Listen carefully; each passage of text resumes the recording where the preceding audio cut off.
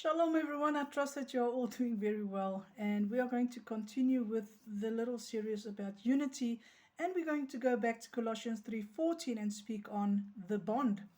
And Colossians 3:14 says, above all these things, put on charity or love, which is the bond of perfectness.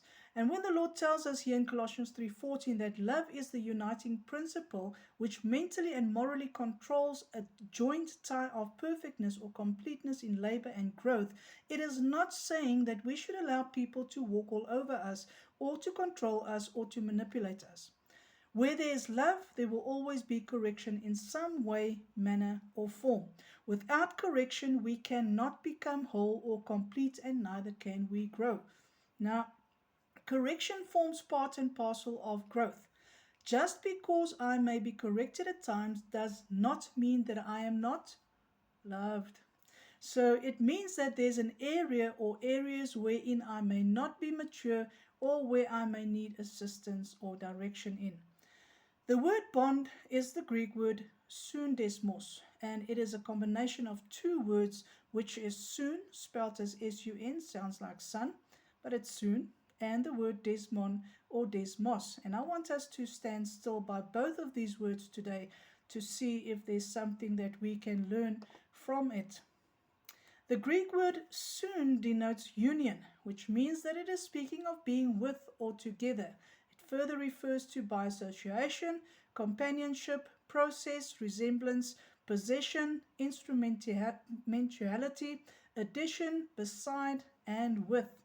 So when we are in union, we associate and have companionship with each other. The more we spend time together, the more we resemble each other. And this is true in associations of long-term friendships and marriages. We play an instrumental role in each other's lives. We add to each other's lives. We are not just with one another, but we are beside each other.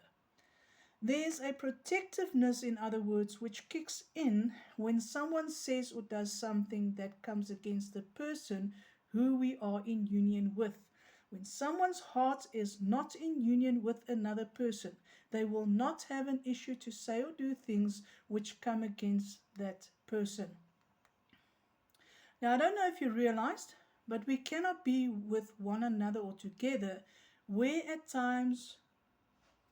some point, our characters, our opinions, our ideas, or our beliefs may differ. And Proverbs 27:17 says, iron sharpens iron, so a man sharpens the countenance of his friend. And I think many of us can associate with that.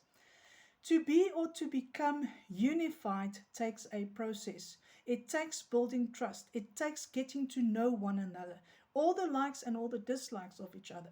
That takes time. It's not built overnight. To be united does not necessarily mean that we agree or like everything about the person we are joined to.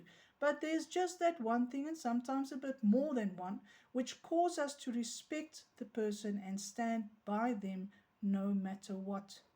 But when a person continually disrespects you in front of others, there is no bond of nothing but a fleshly association to see what is for gain in knowing someone. This kind of union is not of the Lord, and it is not born out of the love of God, but out of greed and the lusts of the flesh.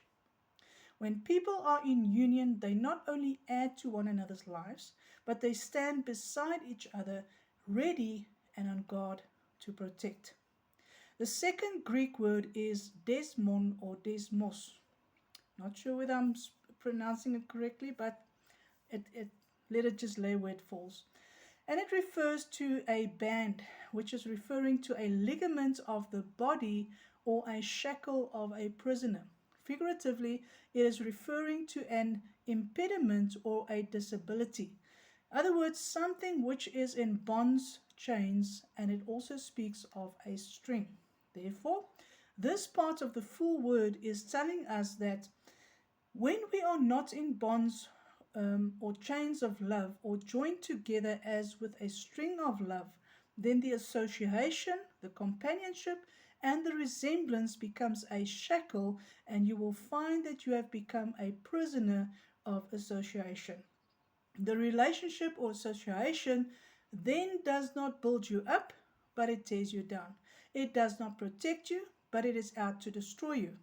The association thus has become an instrument of destruction, and its only aim and goal is to have you as their possession, meaning that their only association is a state of having, owning, or controlling you.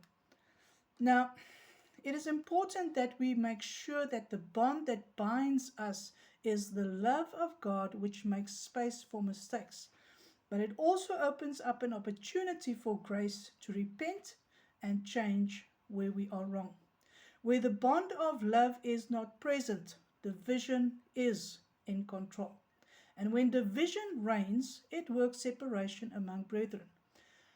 Now, do not allow a spirit of division, control, or manipulation to take hold of your life, your ministry, or your relationships, because it will cause a complete destruction. Don't allow the enemy to kill, to steal, and to destroy from you. Take your stand.